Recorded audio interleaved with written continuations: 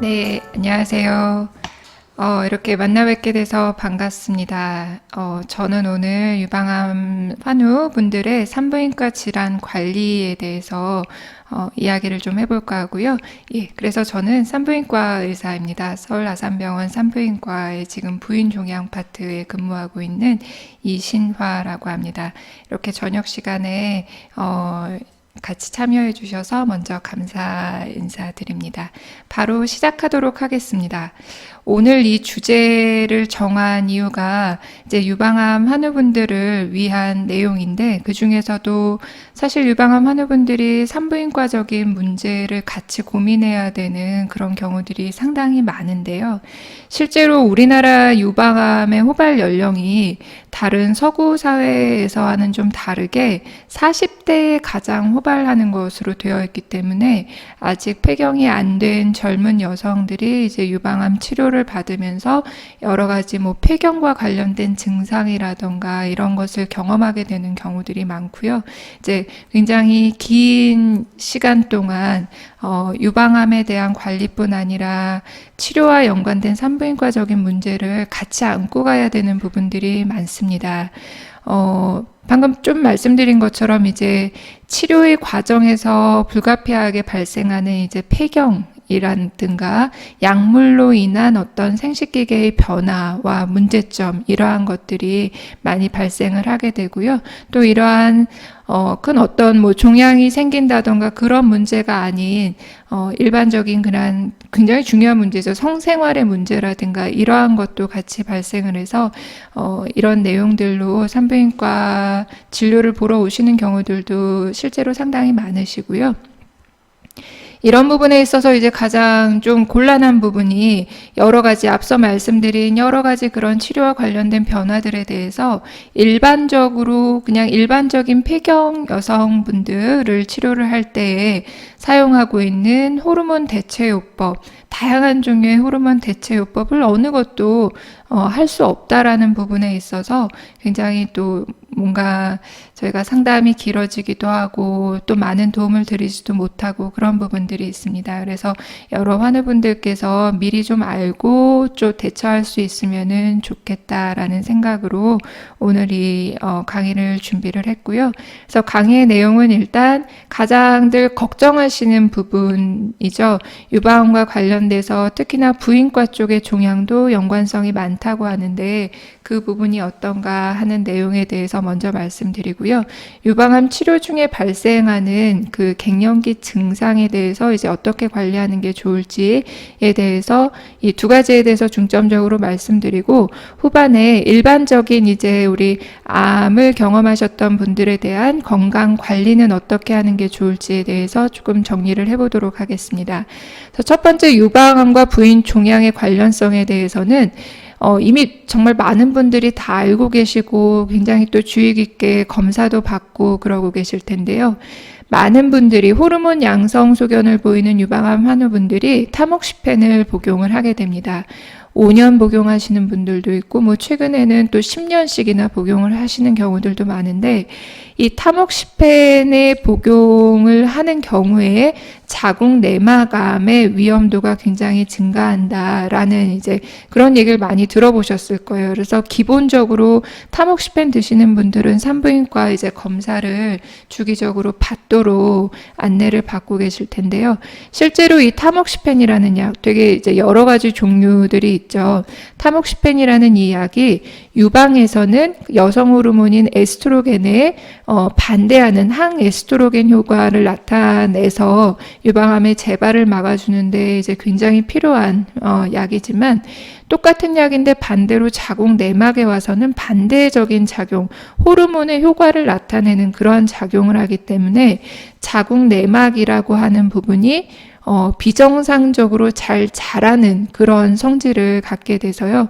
실제로 바로 내막암이 되는 그런 것보다도 내막 증식증이 생긴다든지 실제 그냥 폴립, 용종 같은 그런 그냥 양성 종양 같은 경우에도 훨씬 더 많은 빈도로 생기는 것으로 되어 있습니다.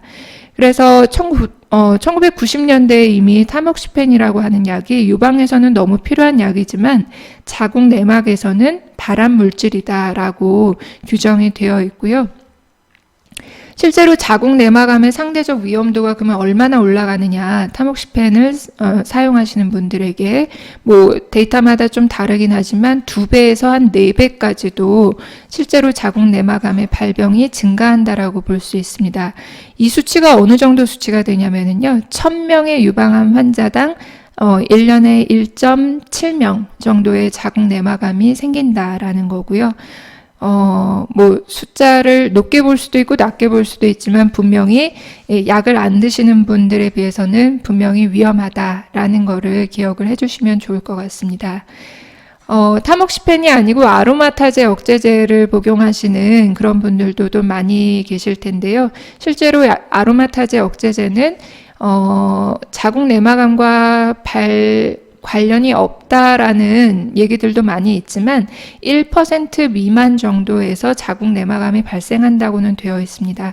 그래서 사실 이게 약을 안 먹는 분과 먹는 분의 차이가 있는 건지는 정확하게 지금 밝혀져 있지는 않은데요. 대신에 이 아로마타제 억제제 같은 경우에는 뭐 질건조증, 뭐 질분비물 이런 다양한 산부인과적 증세 같은 것도 오히려 그 적은 것으로 그렇게 되어 있습니다. 네. 그래서 이제 뭐 약을 드시는 경우에 특히나 자궁 내막암에 대한 검사를 계속 받아주셔야 되는데요. 진단을 위한 검사 방법으로 첫 번째로는 질식 초음파라는 지금 요 그림에서처럼 질 안쪽으로 이런 기구를 넣어서 초음파를 보는 검사가 가장 기본이 되겠는데요. 문제는 위 양성이 너무 높다. 이 말이 뭐냐면은 실제 초음파에서 이상이 있다라고 얘기를 했는데 실제로는 자궁 내막에 별 문제가 없는 그런 경우, 그러니까 문제가 없는데 문제가 있다고 하는 경우가 너무 많다라는 건데요. 물론 이제 그런 거는 추가적인 다른 검사를 통해서 또 확인을 하게 될 거고요. 그 추가적인 방법은 이제 자궁 내막 조직 검사가 되겠습니다. 자궁 안쪽으로 이런 이제 날카로운 기구 같은 거를 넣어서 이 자궁 내막을 쓱쓱쓱 긁어내가지고 거기를 이제 조직 검사를 하는 방법이고요. 단점은 이제 이게 뭐 그냥 주사 한번 맞는 그런 게 아니죠. 굉장히 자궁 안에 기구를 넣어서 이렇게 막 긁어내고 그러면 이제 출혈도 많아지고 하는 그런 저희가 침습적인 방법이다라고 표현을 하는데 어쨌든 질식 초음파에서 이상 소견이 있고 뭐 또 증상까지 있고 그러게 되면은 이런 침습적인 방법이더라도 자궁 내막 조직 검사를 통해서 정말 암이 아닌지를 꼭 확인하고 넘어가야 되는 그런 상태라고 할 수 있겠습니다. 세 번째로는 이제 자궁 내시경, 자궁경이라고 하는데요. 자궁 안에다가 앞서서 보여드렸던 이런 단순 기구가 아니라 내시경 기구를 넣어서 자궁 내막을 실제로 모양과 뭐 위치 이런 거를 다 눈으로 확인을 하면서 이제 필요한 부분을 조직 검사를 하게 되는데 이게 뭐 필요한 경우에 사용을 할 수도 있지만 1차적인 그런 검사로서는 사실 권고하고 있지는 않습니다. 왜냐하면 내시경이 들어가서 이 자궁안을 보기 위해서 저희가 이제 굉장히 뭐라고 해야 될까? 자궁 안에 압력을 주어서 이제 물을 순환을 시켜야 되는데 혹시라도 암이 있는 분들 같은 경우에는 그걸로 인해서 암이 자궁 바깥으로 암세포가 퍼져나갈 수 있기 때문에 뭐 주의 깊게 해볼 수는 있지만 그런 1차적인 검사로서 할 방법은 아니라고 하겠고요. 이제 그 이외에는 초음파를 보기는 보는데 이 자궁 내막의 모양을 조금 더 정확하게 보기 위해서 자궁 안에다가 식염수를 넣은 상태에서 물에 떠 있는 자궁 내막을 보는 그런 방법이 초음파로 보는 방법이 있겠고요. 이제 좀 비싸긴 하지만 MRI 검사를 통해서 조금 더 정확하게 보는 방법도 있습니다. 이제 이러한 방법들이 자궁 내막암이 혹시라도 있는지를 확인하기 위한 진단을 위한 검사 방법이 되겠고요.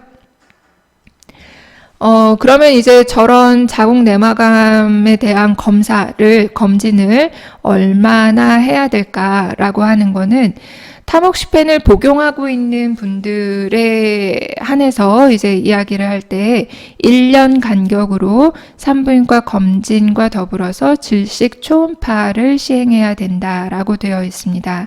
물론 이거는 나라마다 좀 다 기준이 달라서요.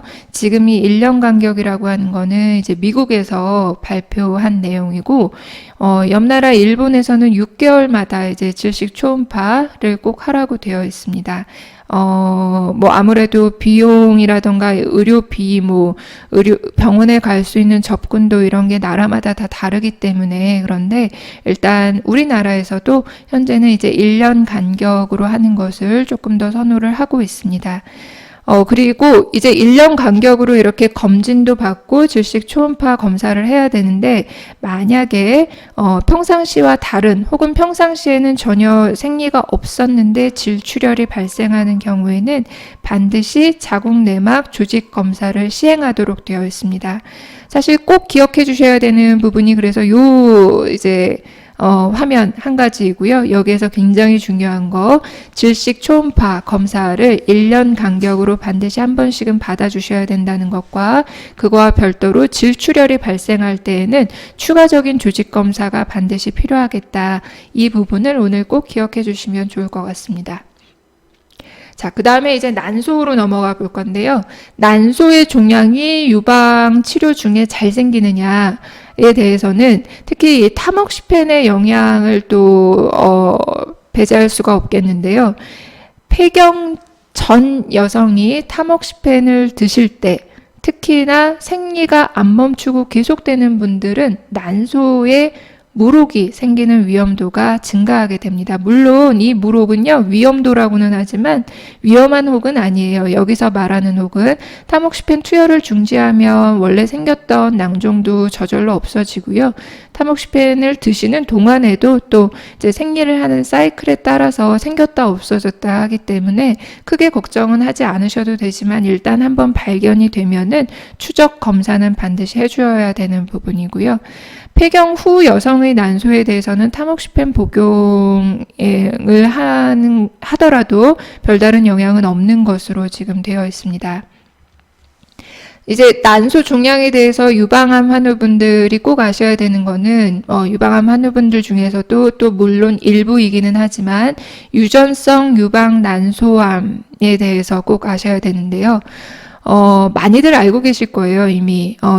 검사를 이미 받고 이제 결과를 알고 계신 분들도 많을 거고요. 브라카 유전자라는 것이 있습니다. 우리 몸에 그 수많은 유전자들 중에서도, 브라카 유전자라는 게 있고, 브라카 1번, 2번이 대표적인데, 브라카 1번 유전자의 변이가 있는 분들은 70세까지 이제 평생을 기준으로 했을 때 유방암이 60에서 70%, 네. 그리고 난소암은 40에서 60% 이렇게 발생한다고 합니다. 대개의 경우는 물론 차이는 있지만 대개의 경우 유방암의 발생 호발 연령이 특히나 우리나라에서는 더 젊기 때문에 유방암이 먼저 생기고 그러고 이제 추후에 난소암이 다시 또 생기는 그러한 형태로 발병을 하게 되고요. 브라카 2번 유전자의 변이가 있는 분들 같은 경우에는 마찬가지로 유방암의 위험률이 40에서 80%, 난소암은 20에서 60%까지 보고가 되어 있습니다. 이 브라카 유전자에 대해서 많이들 알고 계실 거라고 제가 확신하는 이유가 너무나 유명한 미국 여배우죠. 안젤리나 졸리가 2015년도 이제 그 전해부터 해서 브라카 1번 유전자의 변이가 있는 거를 안젤리나 졸리 같은 경우에는 어머니, 이모 다 유방암, 난소암 이렇게 발병을 하셔가지고요. 늘 고생을 하셨어요. 그래서 안젤리나 졸리도 검사를 받았고, 그래서 유방암도 생기지 않았고, 난소암도 생기지 않았는데, 유방도 예방적으로 절제를 했고 양쪽 난소도 다 예방적으로 절제를 했습니다. 그래서 안젤리나 졸리가 이제 그렇게 수술을 결정하고 시행받고 하면서 그 타임즈라고 하는 굉장히 유명한 잡지에 또 글도 올리고 그러면서 나의 의학적 선택이라는 이름으로 올렸거든요. 굉장히 이제 이 브라카 유전자라는 게 일반 다른 이제 병을 갖지 않은 분들한테도 굉장히 유명해졌고요.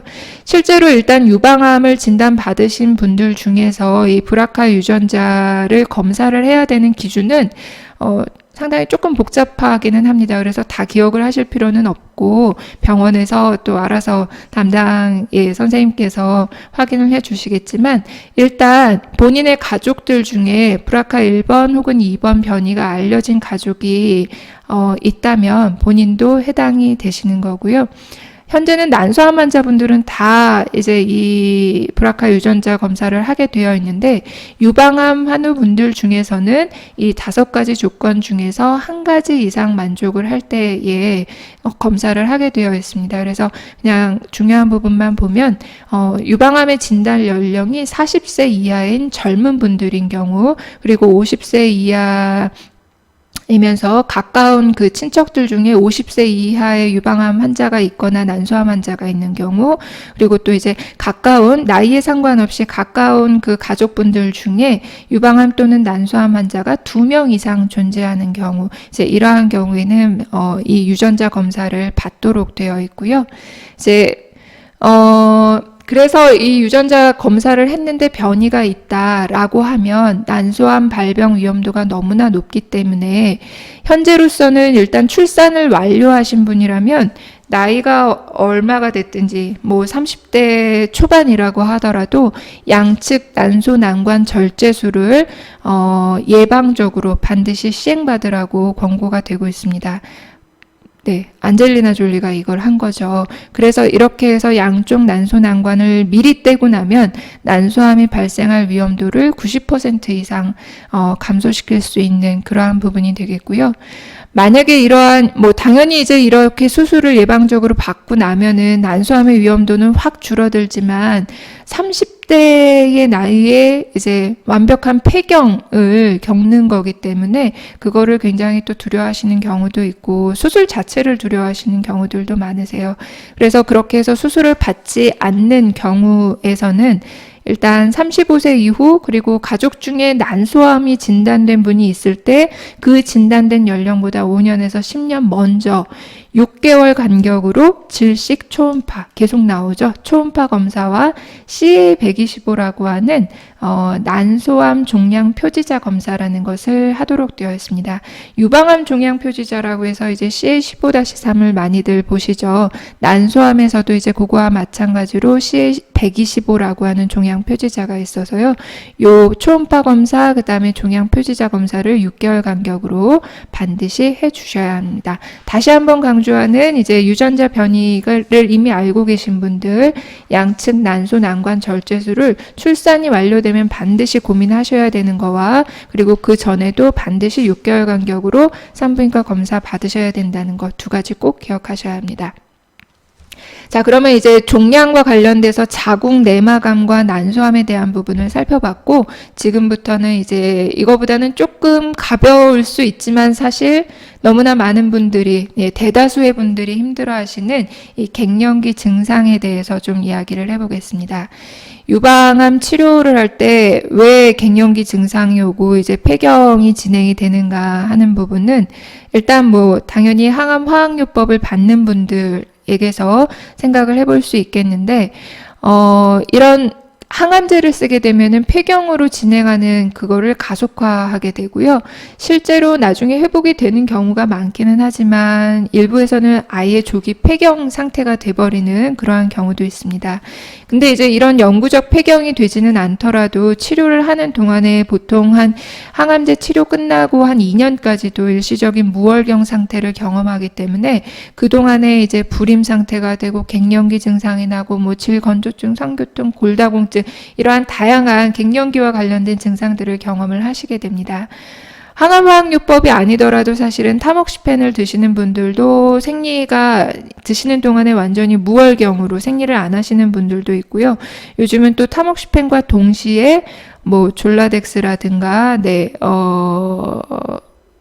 이름이 생각이 안 나네요. 여러 가지 그런 완전히 생리를 안 하게 하는 한 달에 한 번씩 맞는 주사를 쓰는 경우들도 많으실 텐데요. 그런 거를 썼을 때에도 당연히 이제 그 치료 기간 동안에 폐경 상태를 유발하는 거라서 여러 가지 갱년기 증상을 겪게 되고요. 항암화학요법도 하시고 타목시펜도 드시는 분들 같은 경우에 부작용이 이제 훨씬 더 심하게 나타난다고 합니다. 실제로 자연스럽게 오는 갱년기 증상보다도 이렇게 갑작스러운 치료로 인해서 발생하는 폐경 증상은 몇 배나 더 많이 갑작스럽게 나타나고 증상의 정도도 심하고 그래서 많이들 고생을 하시는데요. 문제는 일반적으로 이제 이런 갱년기 증상을 치료하는 방법은 이제 호르몬 보충요법입니다. 뭐 사실 다른 게 별로 없거든요. 호르몬 보충요법을 뭐 어떤 먹는 약으로 할지, 뭐 어떤 방법, 아니면 뭐 바르는 크림을 쓸지, 안에 질정을 쓸지, 그런 게 다르지, 결론적으로는 일단 성분 자체가 호르몬을 보충을 해줘야 된다라는 건데, 유방암 환자분들의 경우 이런 호르몬 보충요법을 썼을 때 유방암의 재발이 4배 가까이 증가하는 것으로 되어 있습니다. 이게 암의 재발이 4배나 올라간다고 하는데 이런 갱년기 증상을 해결하려고 호르몬 약을 쓰실 분들 아무도 없겠죠. 네. 그래서 결국은 어쩔 수 없이 각각의 증상에 따른 대증적인 치료를 해야만 되는데요. 이제 그 대증적인 치료에 대한 것을 살짝 살펴보도록 하겠습니다.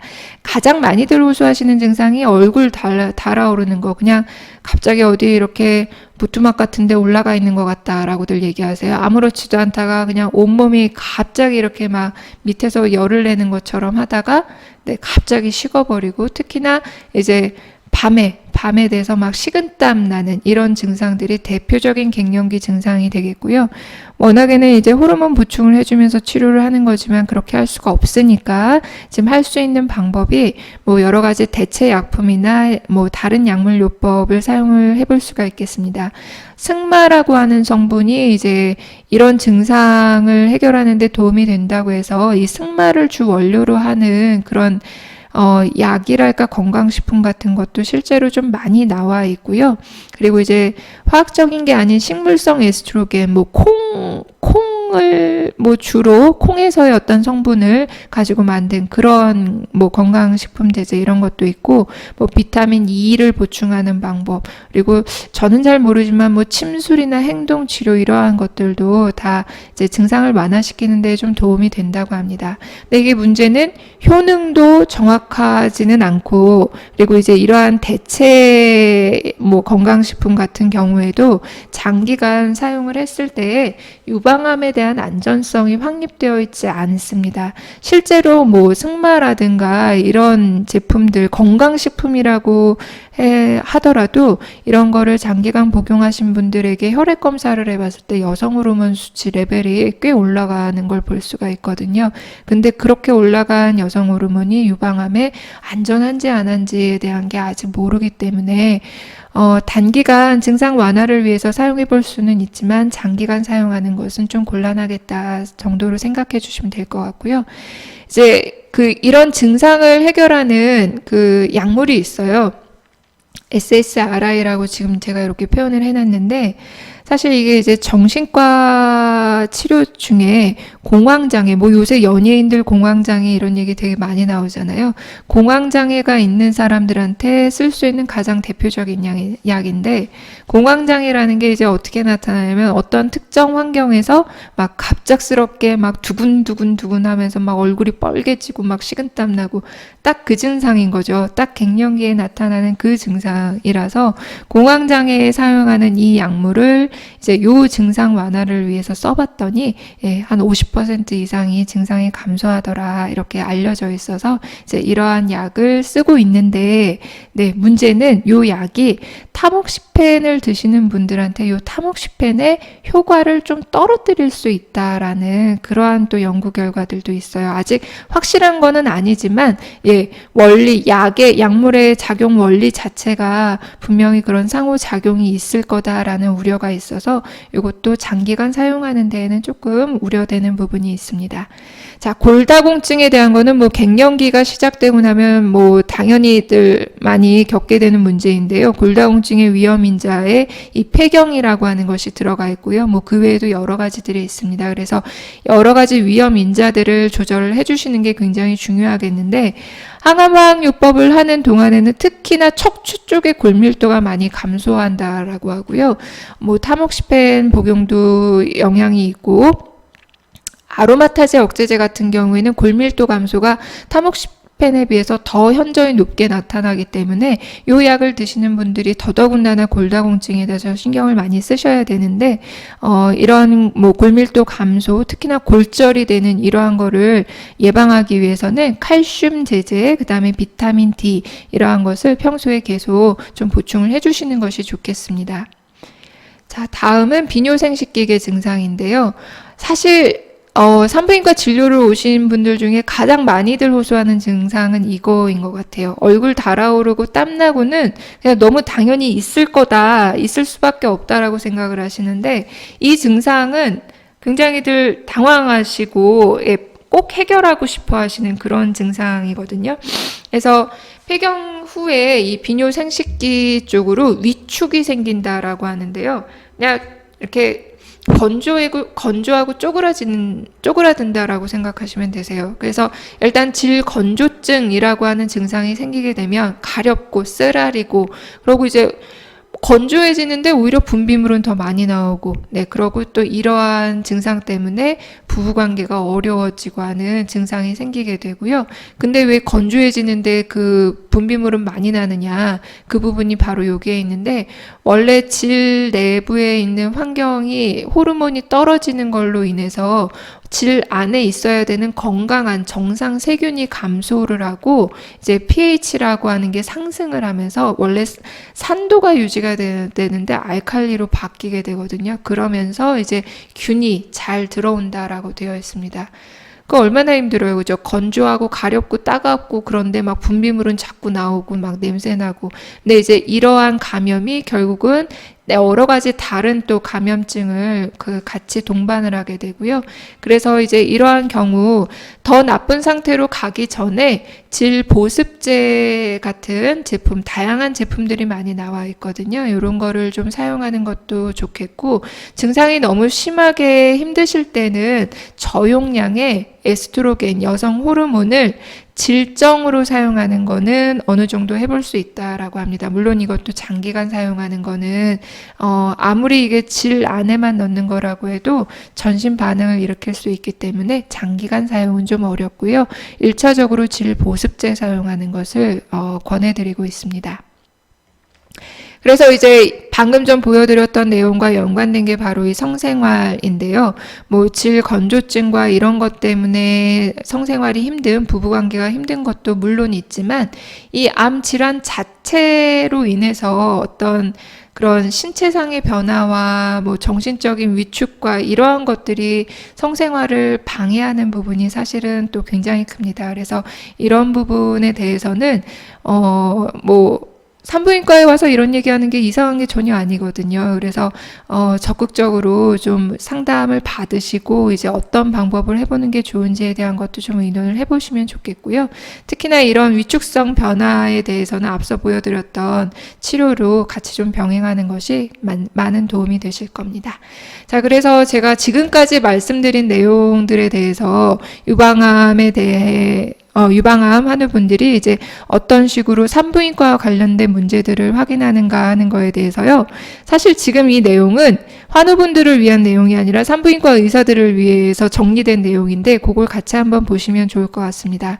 일단 유방암이 진단된 분들 같은 경우 유방암 남소암 과거력 가족력 같은 걸 다 확인을 해서 필요한 경우에는 유전자 검사도 해야 되고 유전자 검사 결과에 따라서는 6개월 간격으로 초음파 검사와 난소암 표지자 검사 반드시 하셔야 됩니다. 자, 그리고 약물을 어떤 거를 복용을 하고 계시는지에 따라서 나타날 수 있는 그 질환들이 조금 차이가 있습니다. 타모xifen 같은 경우에 자궁 내막암의 위험도를 가장 먼저 고민을 해야 되겠고요. 아로마타제, 억제제 같은 경우에는 그쪽의 영향은 비교적 적지만 골다공증을 유발하는 위험도가 훨씬 더 높기 때문에 그런 쪽에 대한 상담이 필요하겠고요. 만약에 이제 자궁 내막에 대한 검사, 난소 검사 이런 거를 정기적으로 반드시 하셔야 되는데 자궁 내막에 특히나 타모xifen 드시는 분들 같은 경우에 1년 간격으로 초음파 검사 반드시 해야 된다고 말씀드렸습니다. 초음파 검사하게 되면 난소는 같이 당연히 검사를 하게 되는 거고요. 폐경 여부에 따라서 또 조금 달라지는 부분이 있을 텐데요. 뭐 이거는 사실 다 앞서서 말씀드렸던 폐경 증상이 있는 경우에 이제 각각의 증상에 대해서 미리 다 상담을 받고 어느 정도 좀 해결 방안을 미리 찾아보는 게 좋겠다라는 부분이고요. 유방암 치료 중에도 폐경이 되지 않는 분들도 사실 간혹 있으세요. 이제 그러니까 폐경 증상이 나타나지 않고 계속 생리를 하시는 분들. 근데 오히려 이런 분들 같은 경우에는 난소 혹도 더 잘 생긴다고 말씀드렸고, 생리 불순도 굉장히 많아지고요. 그리고 치료 후 조기 폐경이 올 수 있다라는 이러한 내용들이 다 있기 때문에 이 부분에 대한 또 상담도 필요하실 것 같습니다. 그리고 마지막으로 좀 간과하게 되지만 많은 분들이 늘 고생하고 계시는 이 성생활에 대한 상담도 산부인과 의사들과 함께 좀 의논을 해보시면 좋을 것 같습니다. 그래서 오늘 원래 이제 내용인 유방암 환우분들이 산부인과 질환을 어떻게 관리할까라는 부분에 대해서는 제가 지금까지 정리를 했고요. 서두에 말씀드린 대로 일반적인 이제 암을 경험하신 분들의 건강관리 면에서 특히나 이 여성암과 관련된 부분을 조금 더 말씀드릴까 합니다. 이 암 경험자라고 표현을 했는데, 네, 건강 증진을 위해서는 그 원래 암에 대한 재발 여부를 확인하고 이런 관리뿐만이 아니라 사실 여기에 너무 집중을 하시다가 뭐 고혈압, 당뇨 이런 거 생기는 거 모르고 막 지나가실 수도 있어요. 그래서 그런 만성 질환이라던가 생활 습관이라던가 이러한 것들을 관리하고 또 전체적인 건강검진도 반드시 받으셔야 되고요. 요즘 특히나 많이 강조되는 예방접종도 또 꼭 챙기셔야 합니다. 그 중에서도 꼭 얘기하고 싶은 거 한 가지는 관리를 잘 하셔야 된다는 거에 있어서 우리 유방암 환우분들도 정말 꼭 아셔야 되는 게 비만인데요. 비만은 여러 가지 암의 발생률을 높이고 있지만 그 중에서도 특히나 자궁 내막암, 유방암, 난소암 이런 게 여기 여성암들이 다 들어가 있어요. 여성의 경우 이제 폐경이 되고 나면은 평균 2-3kg가 체중이 증가한다고 하는데요. 예. 근데 이제 그걸 관리를 안 하면 1년에 2-3kg가 늘게 되는데 그렇게 해서 자연스럽게 폐경이 진행이 되면 암 발생률이 최고 10배까지도 증가하고 암을 이미 진단을 받으신 분들이 이제 비만까지 오게 되면은 암 사망률도 최고 6배까지나 증가하고 유방암 환자분들의 사망률도 2.5배나 증가한다고 합니다. 반드시 비만 하지 않도록 관리해 주셔야 되고요. 유방암 같은 경우에 이제 걸릴 확률도 증가하고 사망률도 증가하고 조기 유방암인 경우에도 사망률이 2.5배 증가한다고 하니까 굉장히 무서운 부분이 되겠습니다. 특히나 같은 비만과 관련돼서는 이 여성암이 굉장히 영향을 많이 받기 때문에 꼭 주의 깊게 관리를 해 주셔야 되고요. 콜레스테롤 얘기도 안 할 수가 없는데 이 폐경 상태가 되면은 이 혈액 내의 콜레스테롤이 올라가게 됩니다. 호르몬으로 인해서 잘 조절되던 부분이 이제 잘 안 되면서 이제 문제가 되는데요. 그래서 반드시 콜레스테롤 검사도 꼭 해주셔야 되고 운동이라던가 뭐 식이요법 이런 것도 잘 하셔야 되고 생활 습관 관리하셔야 되는데 그래도 안 되면은 약물 요법을 반드시 추가하셔야 합니다. 그래서 유방 검사만 하실 거가 아니라 반드시 콜레스테롤도 같이 신경 써 주셔야 된다는 거고요. 자, 그 다음에 이제 스트레스와 관련된 걸 좀 얘기하고 싶은데, 암과 관련된 스트레스의 경험을 보면은 굉장히 뭐 심하게 우울증을 겪는 분들이 뭐 17%, 불면증 겪는 분들, 불안증 겪는 분들 굉장히 많으세요. 그냥 경증 정도로만 얘기를 하자면은 한 30에서 45%까지 많이들 이제 이런 걸로 힘들어 하시게 되는데요. 오늘 특히 이 내용을 갖고 온 거는 우리 이제 여성의 경우 폐경이라는 증상이 오면서 사실 그 자체로도 약간 뭐 감정의 기복이 심해지고 우울증 이런 것도 경험을 하게 되는데 거기다가 이제 암이라는 어떤 상황이 겹쳐지면서 이제 더 힘들어 하시기 때문에 이러한 우울증에 대한 대처 방법도 한 번쯤은 얘기를 했으면 하는 거고요. 가장 첫 번째는 혼자서 애쓰지 마시고 일단은 상담 받아보시라는 거, 전문가와 이야기를 해보시는 게 좋겠다라는 겁니다. 그리고 이제 뭐 이런 기분을 좋게 하는 활동에도 참여하고 뭐 그런 부분들, 다른 사람들과 함께 이 코로나 시대에 이거는 참 어렵겠지만 이런 것도 노력을 해야 된다라는 이제 이러한 부분들, 우울증을 어떻게 극복하느냐 하는 것도 나만의 문제가 아니라고 생각하는 게 일단은 제일 먼저일 것 같고, 예. 두 번째는 이제 우울증을 겪고 있는 이제 환우분들의 가족들이 어떻게 해주는 게 좋을까에 대한 거가 사실 저는 더 중요하다고 생각하는데, 이제 충분히 공감하고 이제 얘기를 들어주셔야 되는 부분이 있습니다. 그리고 이제 섣부른 충고, 강요 이런 거가 사실은 굉장히 부담이 된다고 해요. 이런 거 반드시 피해 주셔야 되고요. 치료를 받도록 권유를 해주시는 게 좋겠습니다. 우울증에 대해서 간과하지 않는 게 중요하겠고, 불면증을 겪는 분들도 굉장히 많으세요. 이것도 그냥 폐경의 증상의 하나인데 이제 유방암 환우분들이 더 많이 겪게 되는 그런 부분이 될 거고요. 올바른 수면을 위한 생활 습관이라는 거를 저희 병원의 이제 수면 클리닉에서 제가 좀 물어봤는데 반드시 졸릴 때만 잠자리에 들어가는 게 좋다고 합니다. 그리고 누웠는데 15분 안에 잠이 들지 않으면 차라리 침대에서 나와서 다른 걸 하는 게 좋다고 하네요. 그러다가 잠이 오면 다시 눕는 게 좋고요. 기상시간 일정하게 하고 낮잠 피하고, 사실 이런 건 뭐 다들 아시는 거잖아요. 그리고 이 침대, 침실 이런 거는 꼭 자는 용도로만 사용하셔야 잠이 더 쉽게 올 수 있다고 하네요. 그래서 이런 부분들도 한번 기억을 해주시는 게 좋겠고요. 운동 굉장히 중요하죠. 그래서 일단은 전반적으로 운동은 일주일에 150분, 그러니까 이틀 반, 아니, 2시간 반이죠. 2시간 반을 꼭 이제 중강도의 운동을 하라고 되어 있습니다. 그래서 말은 가능하지만 노래를 부르지는 못할 정도를 중강도의 운동, 유산소 운동이라고 할 수 있겠고요.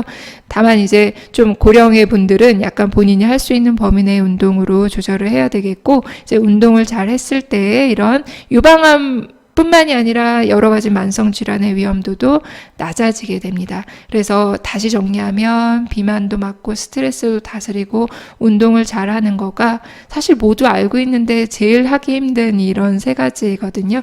예, 그래서 건강관리를 위해서 꼭 신경을 써주시는 게 좋겠습니다. 예방접종은 이제 여러 가지 이런 예방접종이 최근에 가능하기 때문에 하는 게 중요하고요. 이거보다도 다들 많이 궁금해하시는 이제 코로나 예방접종 어떻게 할까 하는 부분인데, 일단 아직까지 뭐 연구 결과 데이터가 잘 없어서 확실하게 말씀드릴 수는 없지만 여러 암 학회에서 암을 치료받고 있는 중에라도 이제 본인의 컨디션이 괜찮을 때 이 코로나 예방접종은 반드시 하라고 지금 권고하고 있습니다. 그래서 여러 환우분들도 꼭 접종 받도록 하시고요. 마지막으로 다시 정리하면 이런 이제 만성 질환에 대한 것도 잘 관리를 하셔야 되고 건강검진 잘 받으셔야 된다는 부분들 한 번 더 강조를 하도록 하겠습니다. 제 마지막 슬라이드인데요. 다시 한번 안젤리나 졸리의 얘기로 넘어가는데, 안젤리나 졸리가 뉴욕타임즈에 기고를 했다고 제가 말씀드렸죠. 2015년도에 했고요. 저는 이 말이 참 좋더라고요. 삶에는 많은 도전들이 동반된다. 우리가 두려워하지 말아야 할 것은 우리가 통제하고 조율할 수 있는 도전들이 있다. 암이라고 하는 거가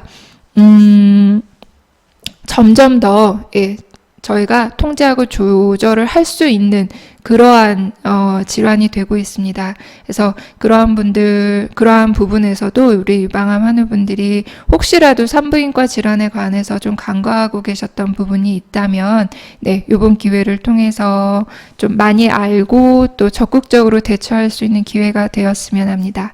감사합니다.